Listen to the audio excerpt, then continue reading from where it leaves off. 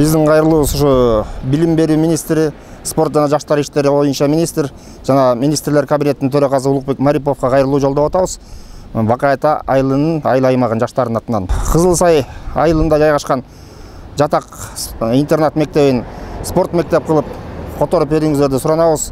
Өзүңүздөр да билгендей бейли эле Талас областынан 5 спортсмен катышып келди. Арасында ийгиликке жеткендер да бар, барыңыздарга белгилүү Ал интернатта өзү негизи 350 орунга туралам салынган экен убагында.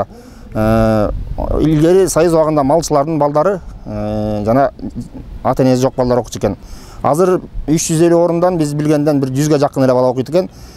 Ошол мектепти спорт мектеби кылып жасап берсеңиздер, которуп берсеңиздер, жалпы Талас областынын балдары, жаштары ошол мектептен билим алып чыгып, спортко Кыргыз Республикасына чоң-чоң салымдарды кошот деп ишенебиз.